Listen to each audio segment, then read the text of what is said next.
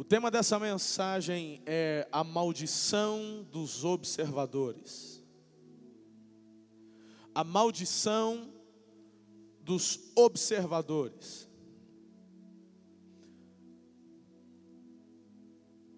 Eu não estou aqui me referindo ao ato de ver, de olhar, de observar. Claro que não. O próprio Senhor Jesus disse: observem as aves dos céus, elas não têm celeiros, não plantam, não colhem, e o Senhor as sustenta. Observem. O que eu me refiro, esse tema se refere a uma atitude do coração. Existem dois tipos de pessoas. Existem os observadores, os que ficam às margens. E existem aqueles que fazem. Eu quero convidar você nessa noite, querido, a mergulhar comigo, a ver ao longo das Escrituras Sagradas, que Deus não nos chamou para sermos observadores. Em Eclesiastes capítulo 11, versículo 4, a gente lê o versículo que diz: quem fica observando o vento não plantará, e quem fica olhando para as nuvens não colherá. E Jesus declarou em Lucas 9,62: ninguém que põe a mão no arado e olha para trás é apto para o reino de Deus. O nosso chamado, querido, não é de sermos observadores, mas sermos protagonistas na história junto com Jesus. Nós não somos chamados para ficarmos às margens, mas para sermos peças importantes e ativas na obra, no palco da existência. Gostaria de analisar alguns exemplos de pessoas na Bíblia que decidiram ser apenas observadores. Quero convidar você a pensar e analisar o que foi que aconteceu. E você, querido, chegar a uma conclusão. Se é isso que você deseja para a tua vida, ou se você deseja dar o próximo passo. Infelizmente, a nossa carne nos inclina a sermos, muitas vezes, apenas observadores. É uma inclinação da nossa carne. É algo que precisamos lutar arduamente contra todos os dias. Uma oração que eu aprendi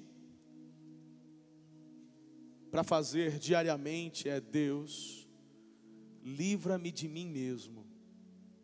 A minha carne não melhora. É interessante pensar que a maior luta do apóstolo Paulo era de não voltar a ser Saulo.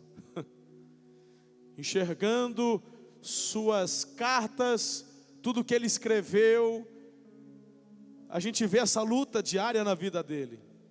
Eu tenho um chamado, eu tenho um alvo, eu tenho uma luta, e a minha luta é jamais voltar a ser Saulo, porque Deus me chamou para ser Paulo. Essa mensagem, querido, ela não fala apenas com aqueles que porventura talvez aqui se identifiquem como observadores. Mas essa mensagem se aplica a mim e a você que hoje estamos vivendo uma vida ao lado do Senhor.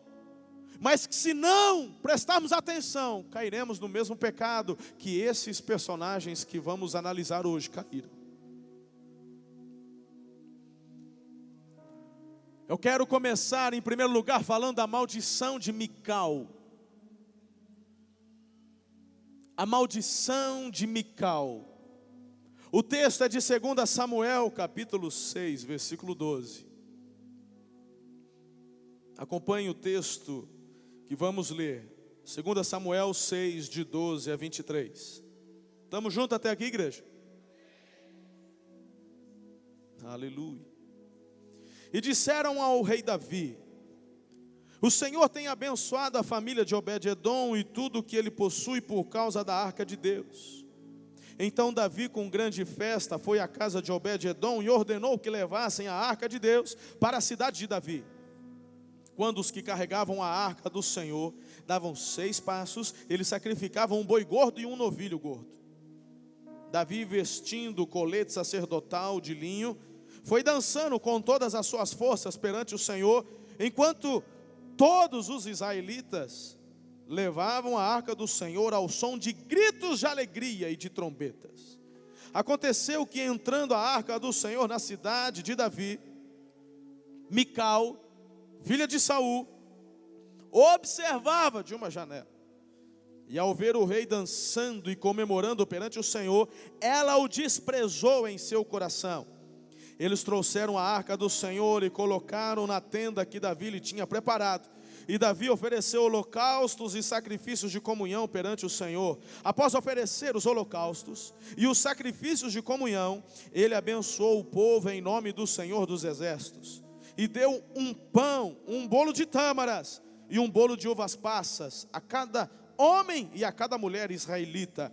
Então todo o povo partiu, cada um para a sua casa. Voltando Davi para casa para abençoar a sua família, Mical, filha de Saul, saiu ao seu encontro e lhe disse: como o rei de Israel se destacou hoje, não? Tirando o manto na frente das escravas, dos seus servos, como um homem vulgar.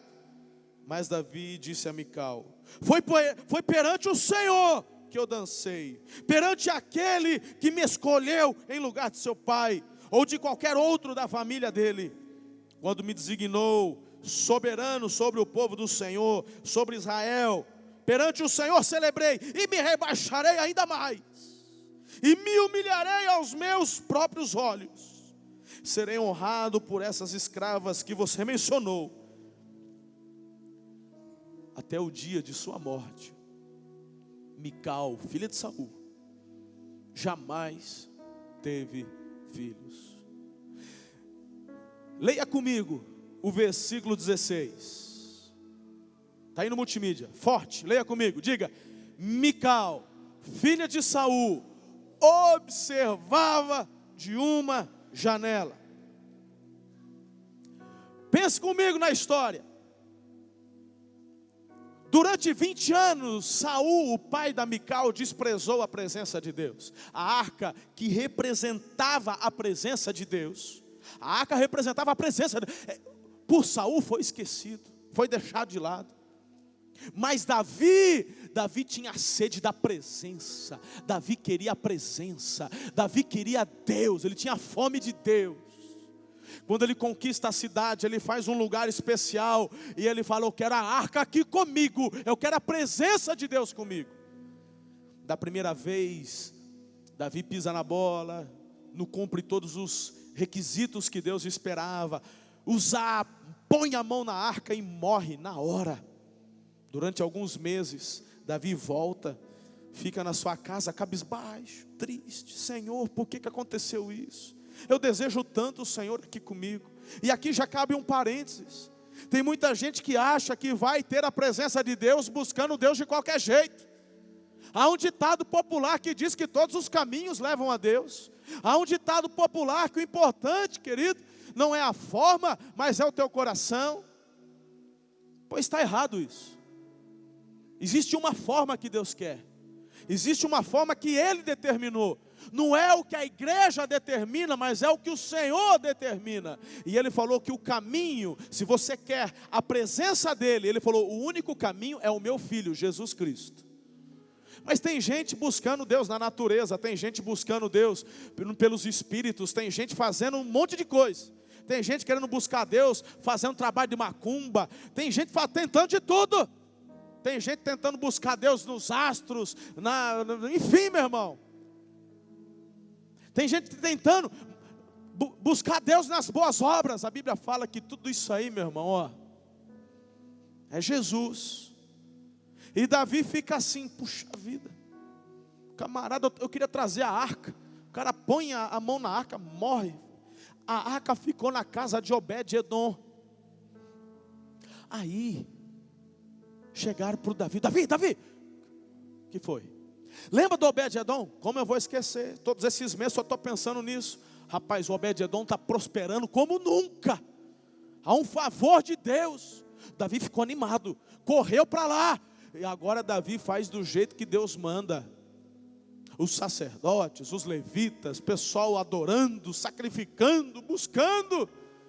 E a palavra de Deus diz que Davi tira suas vestes reais e fica com uma roupa de linho. Uma roupa simples. E a Bíblia fala que ele saltava, que ele pulava. E a Bíblia diz que ele fazia isso com todas as forças dele. E davam 6 passos, 1, 2, 3, 4, 5, 6, para tudo. Mata um boi, mata um novilho, o pessoal adora, o pessoal celebra. Davi pula, Davi grita. E o trombete, os trombones, trompete, tudo que tinha, meu irmão, para fazer barulho, chofar. O pessoal fazia aquela festa em adoração ao Rei dos Reis. Eu te pergunto, onde tinha que estar a esposa de Davi? Onde tinha que estar a Mical? Onde era o lugar dela? A metade de Davi, onde era o lugar dela? Era do lado de Davi, adorando, mergulhada, celebrando, gritando, pulando, dançando. Mas a Bíblia diz que ela estava numa janela. Fazendo o que, igreja? Observando.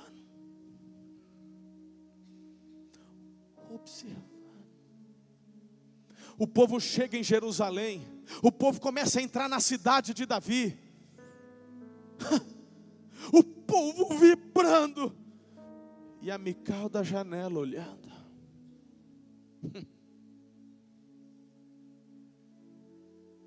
Queridos, é interessante que Davi sente do Espírito de Deus, e ele abençoa todas as famílias. E ele fala para as famílias: voltem agora para casa, e vocês vão abençoar suas casas agora. Vai lá, marido, olhe pela sua esposa, a esposa ore pelo seu marido, abençoe seus filhos. Davi dá bolo, dá pão, pão de tâmara, bolo de uva passa. E meu irmão, não sei se foi aí que surgiu o panetone, né? Negócio de uva passa, esse negócio. Mas meu irmão, eu sei que aquele povo voltou para casa abençoado. E aí eu fico imaginando Davi. Você consegue imaginar o que Davi sentiu? Desde a hora que ele viu a casa de Obed-edom prosperando, o Obed-edom feliz, o Obed-edom dando saltos de alegria. E da hora que Davi tem essa experiência, cada sacrifício, cada adoração, meu irmão, Davi quando despede o povo, a Bíblia diz que Davi volta para casa para fazer o quê? Tomar banho e descansar? A Bíblia diz que Davi volta para casa para abençoar a família dele. A Mical não tinha descendência, a Mical não tinha filho ainda. Eu fico imaginando, a Bíblia não joga luz quanto a isso, mas a gente pode enxergar nas entrelinhas, Davi orando e dizendo: Senhor, Tu estás aqui entre nós. Quantas experiências extraordinárias, que dia é esse, que dia, Senhor. Eu acabei de dispensar teu povo para abençoar suas casas, e agora eu estou voltando para a minha, e eu quero ver a manifestação da tua glória na minha casa. Ah, Senhor, eu vou chegar lá, a Mical está me esperando. A Mical ainda não tem filho meu. Ah, Deus, eu vou lá para abençoar minha esposa, me dá uma descendência com essa mulher, abençoa a vida dela. E ele chega em casa, e a Mical diz: nossa, como o rei se destacou hoje, não? Oi, Mical, você viu, você estava vendo, eu senti tanto a tua falta, Mical, e foi isso aí mesmo, foi sobrenatural. Deus estava lá, Ele aceitou o meu louvor, Ele aceitou o louvor do povo. Hoje, Davi, você não entendeu, você fez ridículo, você fez papel de ridículo, Davi. O que você fez não é condizente com a sua altura, com o seu patamar, com o seu status. Você é rei. Davi, presta atenção, eu sou princesa, meu pai reinou por 20 anos, eu tenho experiência no palácio. Você ficou lá se humilhando, tirou suas vestes reais, se tornou como um deles, pulando, se aparecendo. Isso não é coisa que se faça. Você é rei, você tem um nome a zelar. Essa foi a crítica construtiva da observadora Mical.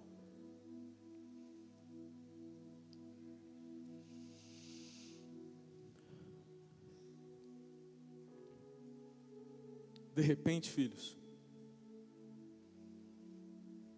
Davi sabia de uma verdade muito profunda. Deus não vê a aparência, Ele vê a essência. Eu acredito que nesse momento Davi se lembrou de anos atrás, quando ele era ainda um adolescente, um jovenzinho. Eu fico imaginando nesse exato momento Davi lembrando de que ele estava lá entre as ovelhas e ele vê um irmão chamando: Davi, venha, pai está te chamando. O que ele quer? Ah, não sei, moleque, está te chamando lá. E chega Davi, entra na casa: que foi, pai? Todo sujo, fedendo ovelha, cheirando a poeira, quem sabe suado. E ele enxerga todos os irmãos, todo engomadinho, bonitinho, cheirosinho, gel no cabelo, gravata, sapato. O pai com aquela cara tipo... Mas tinha algo estranho naquela cena, porque tinha um senhor, cabelo grisalho, barba cor de prata, tinha na mão um chifre de carneiro com uma rolha em cima, um pedaço de pau onde ele se apoiava. E de repente, quando ele chega e diz: pois não, pai, esse senhor começa a escorrer lágrimas dos olhos. Era o profeta Samuel. E nesse momento Samuel se emocionava, porque estas palavras foi o próprio Deus quem disse a ele: Samuel, você vê o externo, eu, o Senhor, vejo o coração. É este, pode derramar óleo. É esse menino, esse que fede ovelha, o coração dele é meu. E de repente aquele senhor se aproxima de Davi com seus olhos merejados, coloca o chifre e o óleo começa a escorrer na cabeça de Davi. E Davi então, ao ouvir Mical dizendo: é essa a aparência que o rei tem, ele então diz: eu celebrei diante do meu Deus, eu me rebaixarei ainda mais, eu me humilharei ainda mais, porque eu não estou preocupado com o que as pessoas estão pensando, eu estou preocupado com o que Ele pensa de mim.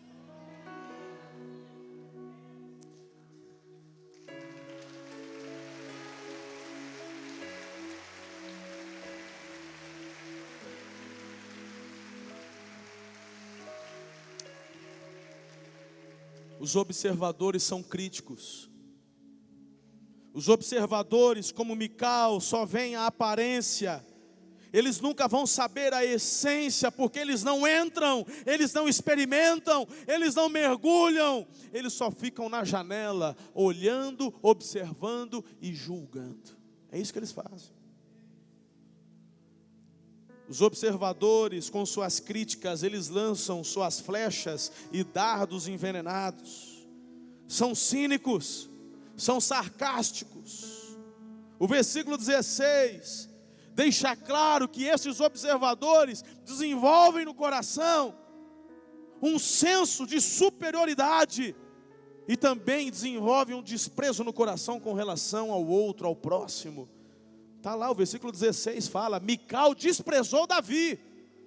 Agora eu te pergunto, irmão, Ela desprezou o próprio marido no coração dela. São irônicos. Os observadores são irônicos. Olha o versículo 20. Mical saiu ao encontro de Davi e disse: como o rei de Israel se destacou hoje, hein? Não precisa levantar a mão não. Mas quantos aqui já ouviram observadores como Mical dizendo: nossa, o culto hoje foi uma bênção, hein? Você viu só o pastor? Você viu aquele outro lá? Você viu a roupa daquela? Eita, você viu o culto? Que abençoado que foi. Precisava daquilo?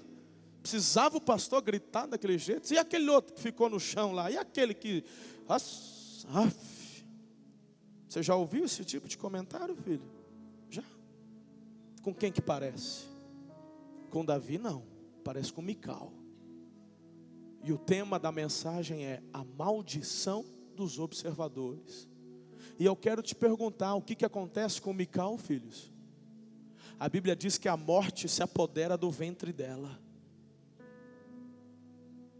E a partir daquele momento, seu útero seca. E ela morreu sem dar à luz filhos. O observador, ele não frutifica. O observador, ele abraça ou é abraçado pela morte. Ele é seco. Não há vida, não há nada que flua dele, que gere abundância, multiplicação. O observador, o crítico, é assim. Mas eu quero partir com vocês para um segundo exemplo nas Sagradas Escrituras. Volte algumas páginas. A experiência agora é do sacerdote Eli. E em 1 Samuel, capítulo 1, versículos de 9 a 16, conta a experiência aqui do observador Eli. Certa vez, quando terminou de comer e beber em Siló, estando o sacerdote Eli sentado numa cadeira junto à entrada do santuário do Senhor, Ana se levantou e com a alma amargurada chorou muito e orou ao Senhor e fez um voto dizendo: ó Senhor dos exércitos, se tu deres atenção à humilhação da tua serva e te lembrares de mim e não te esqueceres da tua serva, mas lhe deres um filho, então eu o dedicarei ao Senhor por todos os dias da sua vida. O seu cabelo e a sua barba nunca serão cortados. Enquanto ela continuava a orar diante do Senhor, Eli observava a sua boca. Como Ana orava silenciosamente, seus lábios se mexiam, mas não ouvia sua voz. Então Eli pensou que ela estivesse embriagada e lhe disse: até quando você continuará embriagada? Abandone o vinho. Ana respondeu: não se trata disso, meu senhor. Sou uma mulher muito angustiada. Não bebi nem bebida fermentada, nem vinho. Eu estava derramando a minha alma diante do Senhor. Por favor, não julgues tua serva uma mulher vadia. Estou orando aqui até agora por causa da minha grande angústia e tristeza. Repita comigo o versículo 12, ali no multimídia. Forte. Eli observava a sua boca. Igual Mical. Mical observava. O Eli observava. Os observadores, eles ficam de longe, fazendo isso, olhando. Você sabe quem era Ana? A Ana era a esposa de Eucana, um homem apaixonado por ela. Mas vamos fazer a comparação de Ana com a Mical. A Mical que tinha o seu ventre normal, mas por sua desobediência, observação crítica, tem seu ventre secado. Já a Ana nasce com esse problema.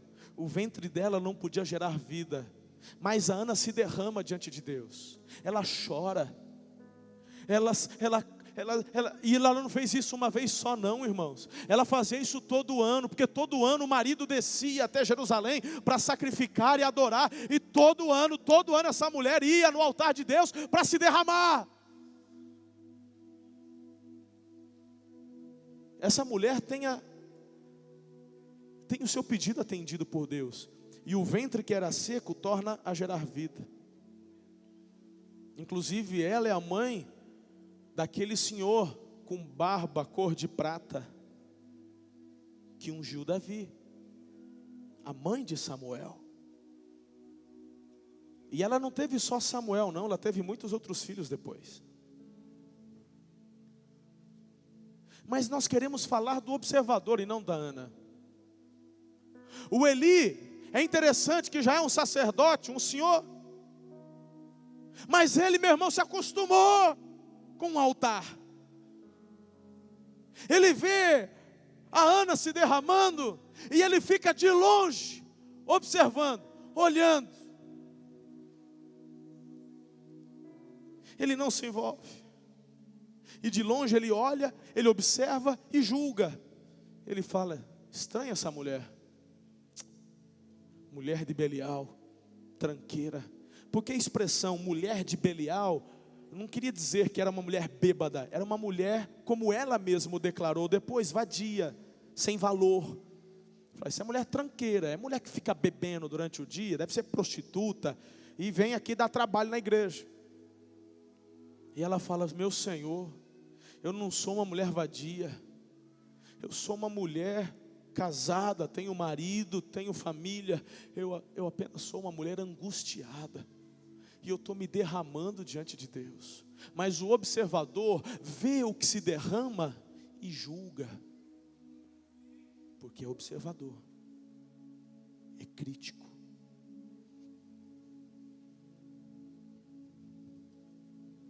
Só aparece para dar problema. O altar está aqui.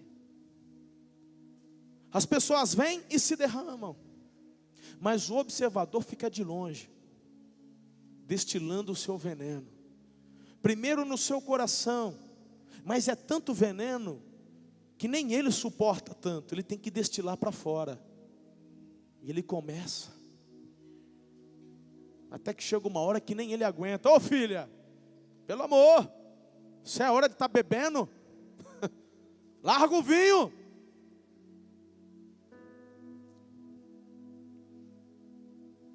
Queridos, em nome de Jesus, você tem que hoje escolher. Você tem que hoje pensar bem em qual time você vai jogar.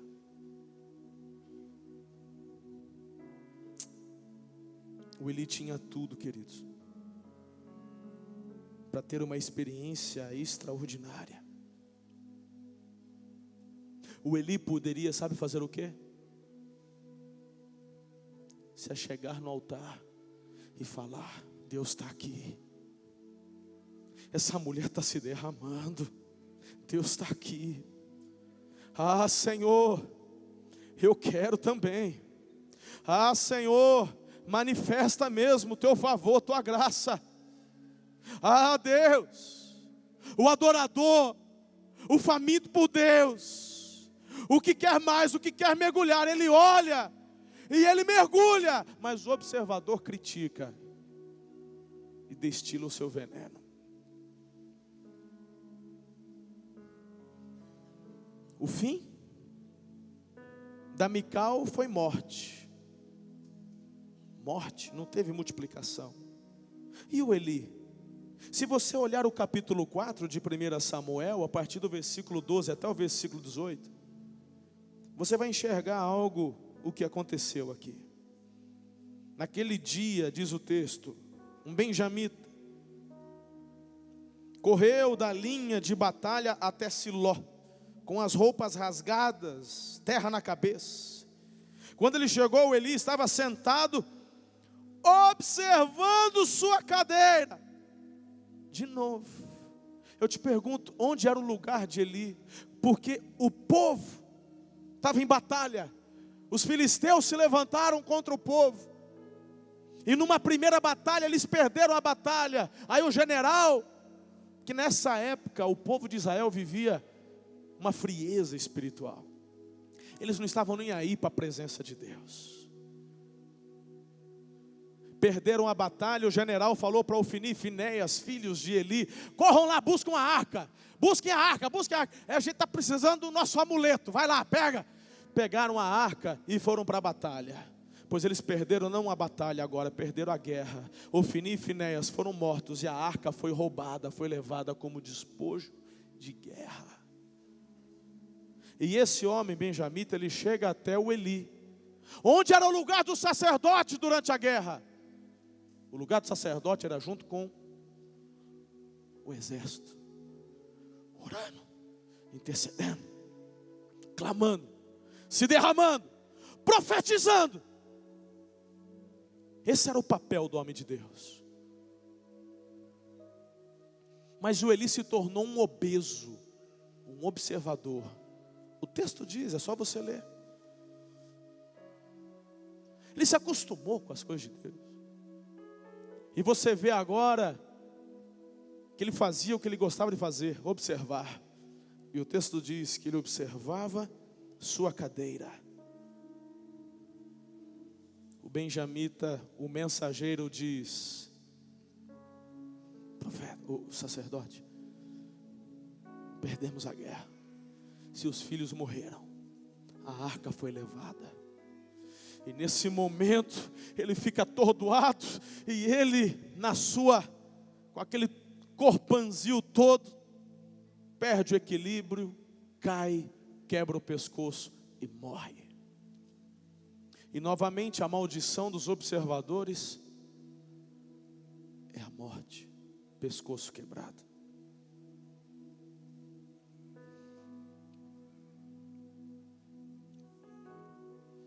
Eu quero meditar sobre um terceiro exemplo. Eutico. Você já ouviu falar de Eutico?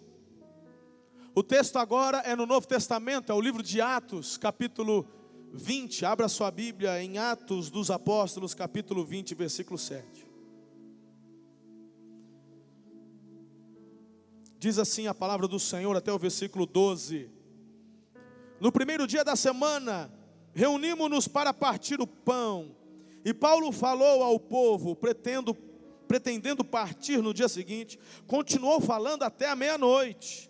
Havia muitas candeias no piso superior, onde estávamos reunidos. Um jovem chamado Eutico estava sentado numa janela. Adormeceu profundamente durante o longo discurso de Paulo.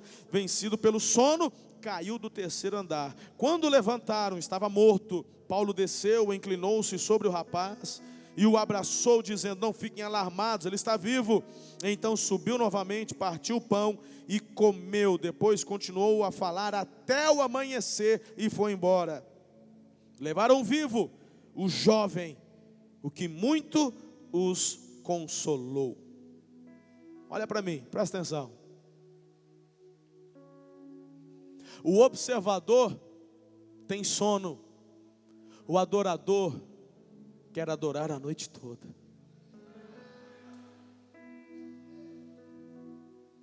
É interessante, queridos, porque o jovem Eutico nos ensina muito aqui. O jovem Eutico é o jovem que frequenta o culto, ele vai na igreja. Mas o lugar dele é sentado na janela. Sentado na janela, porque é onde ele pode observar também o mundo. É onde ele pode ficar olhando o movimento. Tem muita gente que senta aqui na frente, mas está sentado na janela do WhatsApp, do Facebook, do Twitter. Tem muita gente que vem na vigília assim, mas fica sentado na janela lá fora conversando. Quantos eu já vi? Eutico são observadores, estão às margens do que está acontecendo de fato. Estão na igreja, mas estão dormindo. Saem na foto. Olha que igreja bonita, quanta gente. Estão saindo na foto, mas estão dormindo. Deixa eu te dizer uma coisa. Olha para mim. O observador, mais cedo ou mais tarde, o fim dele é cair. O fim do observador é cair. Isso não é praga de pastor. Isso é o que eu enxergo de capa a capa na palavra de Deus. Eu já fui eutico. Eu nasci na igreja. E eu me lembro que eu ia na igreja porque eu era obrigado a ir. Meus pais iam. E eu aprendi o caminho da religiosidade. Quando me tornei um adolescente, 15, 14, 16 anos, eu me converti. Eu tive uma experiência profunda, sincera e definitiva com Jesus por volta dos meus 17 anos. Mas eu me lembro, 14, 15, 16 anos, eu já era um homem zarrão, já sempre fui grandão. E o meu lugar era na galeria da igreja, no último banco. Eutico. Me lembro como se fosse hoje, primeira igreja batista de Araçatuba, de Tupã. Você vê que Araçatuba já está no coração de vez, né? E eu sentado, queridos, na última cadeira lá na galeria, porque de lá, literalmente, era onde eu tinha atrás de mim uma janela, onde eu podia ficar olhando para a rua, um movimento, porque, pensa, porque o culto para um eutico, ele é chato. O culto para um eutico, para um observador, é enfadonho, o tempo não passa. Naquela época se distribuíam uns boletins. Quem lembra dos boletins que normalmente se dava nas igrejas batistas aí? Acho que tem muitos que ainda até hoje fazem. Um boletim, uma folha de A4 dobrado no meio, pastoral no começo, liturgia no meio do culto, lista de aniversariante, um recadinho no último. Era mais ou menos isso, era o boletim. Eu pegava esse boletim e a hora que o pastor começava a pregar, o eutico aqui rasgava o boletim inteirinho, num monte de tirinha fina. Aí eu juntava aquelas tirinhas e fazia um rabicó de cavalo e enganchava no passador da calça de alguém. Esperava, a hora que terminava o culto, um camarada descia, dava a risada. O eutico. Até que um dia, filho, eu caí. E quando você cai do terceiro andar, você quebra o pescoço. Interessante, né? Foi o que aconteceu com Eli. Pescoço quebrado. O eutico cai do terceiro andar. Esse é o fim dos observadores. Eu fico impressionado porque tem gente aqui, tem gente mais novinho, que não conheceu os outros filmes de Guerra nas Estrelas. Saiu o 7º filme agora. Já campeão de bilheteria nos Estados Unidos. Ganhou do Avatar. Aí uma turma aí da idade da Karen. A Karen foi no cinema, eu levei ela para ver Guerra nas Estrelas. Ela dormiu. Falei, como é que você pode dormir? Ó, o Jedi ali, filha. E ela não entendia nada. Falei, que Jedi, pai? Quem é esse tal de Jedi? É a força do bem, a força do mal. Pai, não estou entendendo nada. Como assim você não entende? Aquela é a Leia. Quem é a Leia? É a princesa Leia. Hoje ela é a velha Leia, mas na época era a princesa. Ela. Mas tem gente que para entender o 7º filme alugou os outros 6. E passa 2 dias assistindo um filme atrás do outro. E não dá uma piscada. Tem gente que tem o Netflix e põe lá Once Upon a Time, temporada 1, um atrás do outro. Nem pisca. Mas a hora que senta no banco da igreja, pensa num eutico que começa a dormir.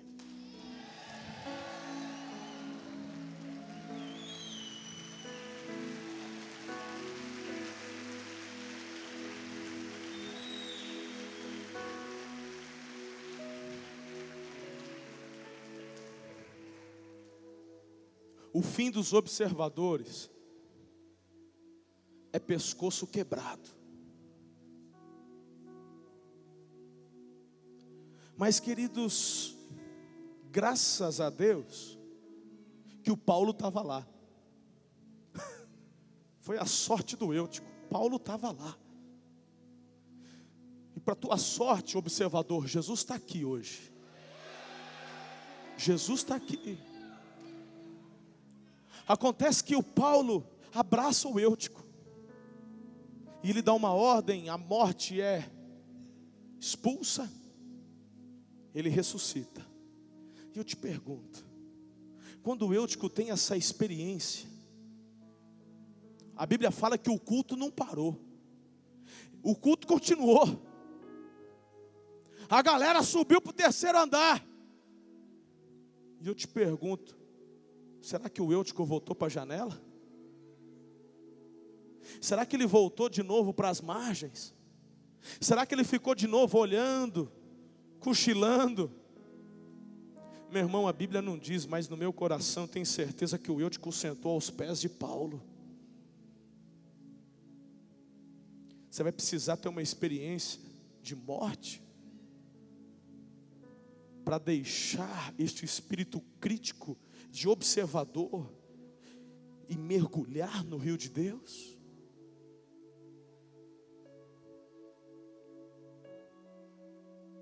Eu quero ainda concluir dizendo e compartilhando um último exemplo. Eu poderia dar tantos, meu Deus, quantos observadores cujos fins foram trágicos. Mas deixa eu dar mais um. Deixa eu falar do Judas. Deixa eu falar, e eu não quero dizer da traição não. Porque o texto em questão aqui é João capítulo 12. Deixa eu te falar do Judas. Preste atenção, meu amado, que eu não estou falando do populacho. Eu estou falando da esposa do rei Davi. Eu estou falando de um sacerdote. Eu estou falando de um Eutico que estava assistindo ninguém mais, ninguém menos que o apóstolo Paulo. Eu estou te falando de Judas, que era um dos 12, que comia, dormia e convivia com Jesus por 3 anos. Eu não estou falando de qualquer um não.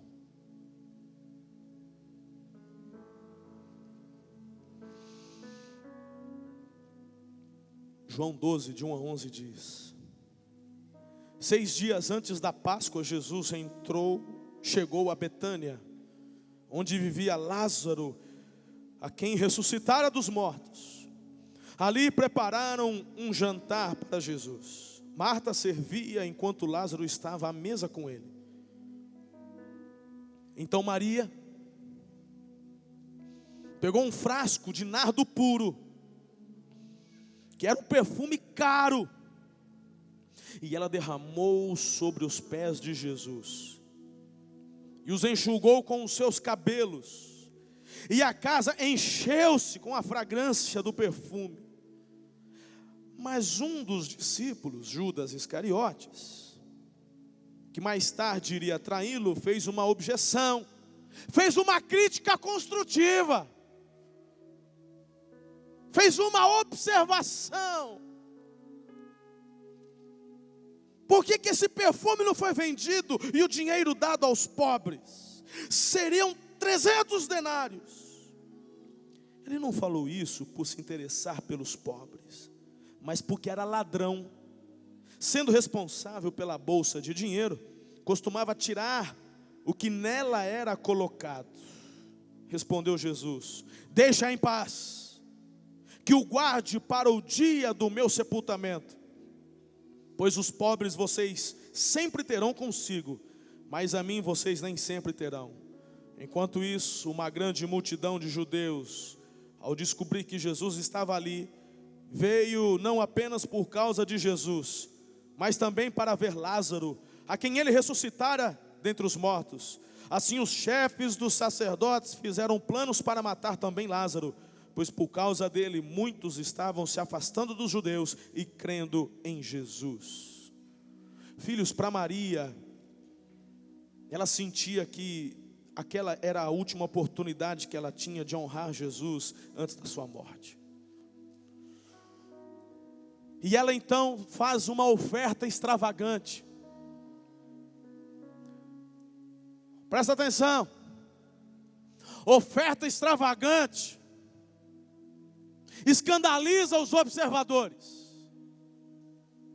Adoração extravagante escandaliza os observadores, os críticos.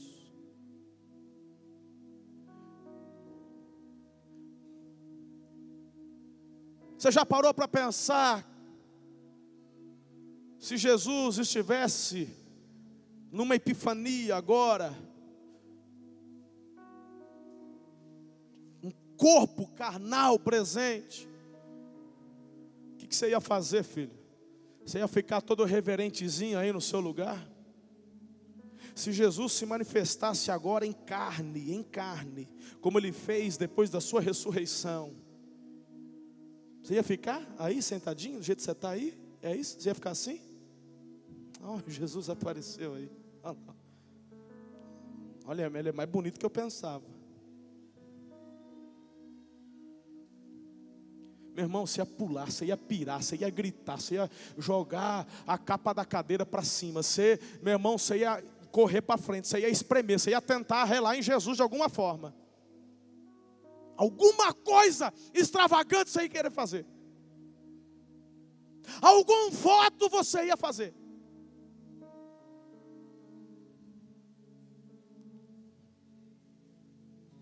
A diferença é que o observador, o crítico, ele vive pela sua própria razão. Enquanto o adorador, ele não precisa ver. A fé dele leva-o a fazer, mesmo sem enxergar com os olhos carnais. Isso incomoda os críticos e observadores.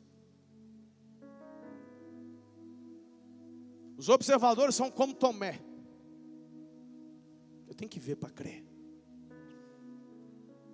Quando eu olho para Maria, eu vejo uma adoração extravagante. Porque naquele tempo, querido, hoje a mulher pinta o cabelo da cor que quer, deixa do comprimento da cor que quer. Teve uma época que teve moda até de mulher com cabelo rapado, cada um faz o que quer. Mas naquela época, a glória da mulher eram os seus cabelos. E aquela mulher dá tudo que tinha, 300 denários, por volta de mais ou menos 20 mil reais hoje. Era tudo que ela tinha, ela derrama aquilo nos pés de Jesus. E a glória dela, ela pega e lava, enxuga os pés de Jesus. Teu pé hoje pode até ter um chulezinho, mas você tem um calçado, você tem uma meia. Naquele tempo, os pés de Jesus, meu irmão, devia ser um pé bem do cascudo. Era malemar, uma sandália. Era poeira. Não tinha carro. Meu irmão, você nem anda a pé. E você tem calçado, tem tênis confortável, tem tudo. Naquele tempo não tinha, era andar. E uma sandália que pegava poeira. No máximo, era uma bacia que eles tinham quando chegavam na casa para poder lavar os pés. Ela pega a glória dela. Imagine você. Estou vendo umas irmãzinhas que capricharam na chapinha hoje. Tem uma aqui, outra ali também, caprichou. Caprichado na chapinha hoje, né? Imagina você, filha. Você que passou umas 3 horas esticando esse negócio aí hoje. Jesus aparece. Você pega o que você tem e vai lá e pega esse cabelo cheio de chapinha e esfrega nos pés de Jesus. Teu cabelo fica tudo armado desse tamanho. Tua maquiagem que você passou, aqueles negócios preto, começa a borrar, parece aqueles cantor de rock. Você fica parecendo um urso panda. Cabelo dessa altura, olhos inchados. O observador olha tudo isso e fala: é uma palhaçada. Mas quem é adorador sabe. Então, querido, Quando você tem esse tipo de atitude, você está igual a Judas.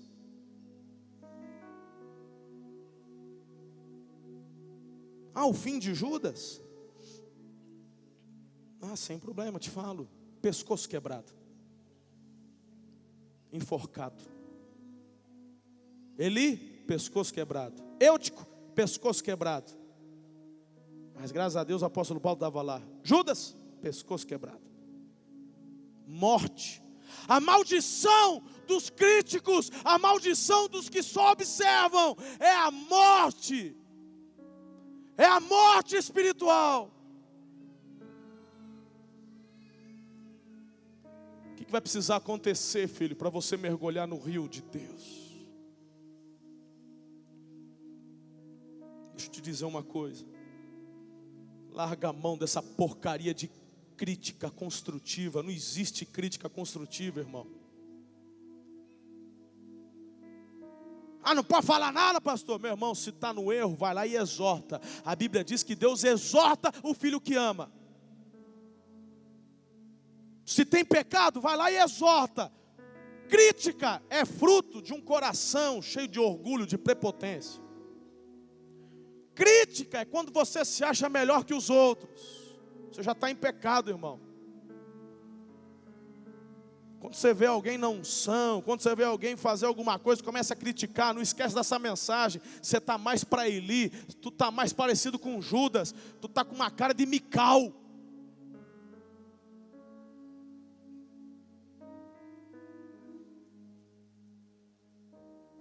Deus te chamou para ser brasa no altar.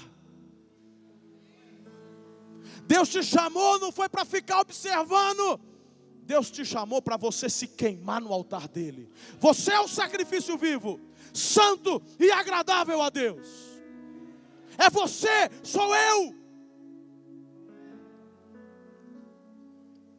Hoje de manhã eu estava dizendo e fazendo uma comparação.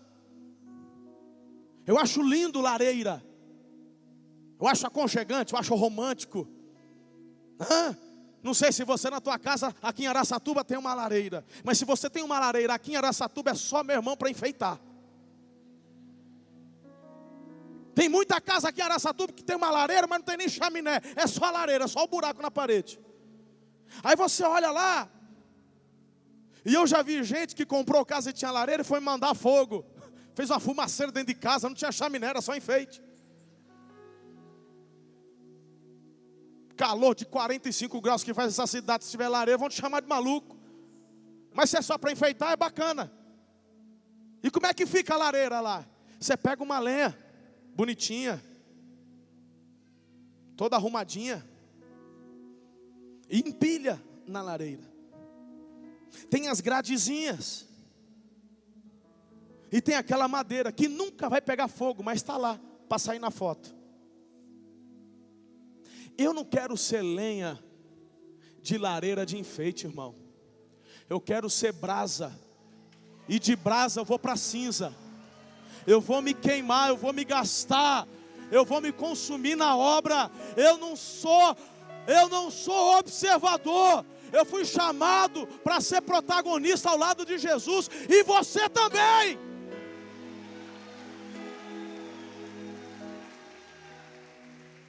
Sabe por que eu e você somos chamados para sermos brasas? Porque a brasa, quando queima, ela vai do vermelho para o cinza. Ela vai do vermelho para o cinza. Porque quando você se torna cinza, o vento leva. E quando o Espírito Santo sopra, irmão, ele só consegue levar quem é cinza, quem é pó.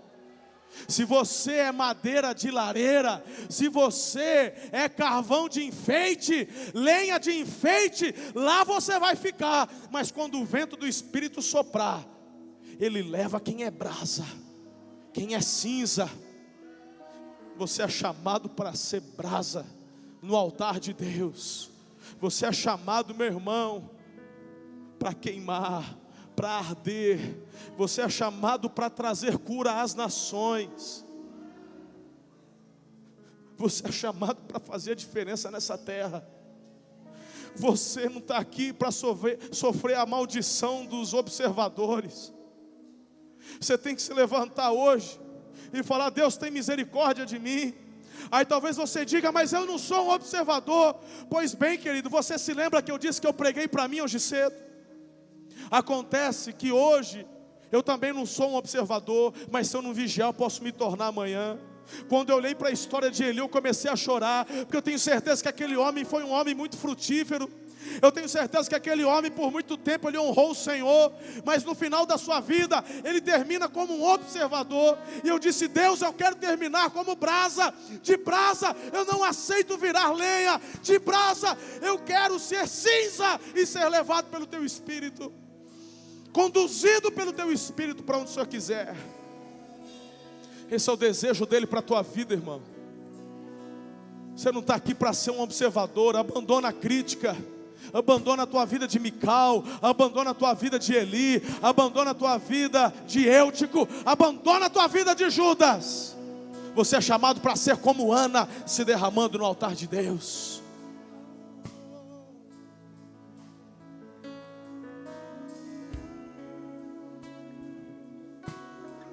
Eu quero concluir essa mensagem fazendo uma pergunta: de qual time você quer fazer parte? Dos que só observam? Dos que estão vendo a igreja crescer? Dos que só compartilham? Dos que só frequentam? Ou você quer fazer parte dos que realizam a obra sem olhar para trás?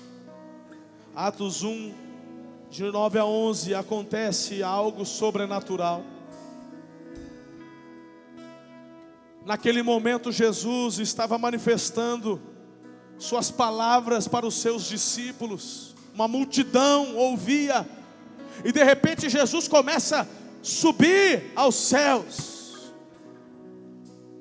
E Jesus começa a subir. E a Bíblia fala que os discípulos ficaram observando. Quando Jesus desaparece entre as nuvens, na mesma hora, não foi no dia seguinte, não foi no mês seguinte, foi na mesma hora, Deus manda dois anjos, e aqueles anjos falam assim: o que vocês estão observando? Ué, Jesus acabou de subir. O que Ele mandou vocês fazerem? Ele mandou a gente buscar poder. Jesus mandou a gente ser cheios do poder. E Ele mandou a gente ser cheio do poder para poder falar as boas novas da salvação por todo o mundo. E aqueles dois anjos então dizem: obedeçam o que Ele falou, porque vocês não foram chamados para ficar observando, vocês foram chamados para ir.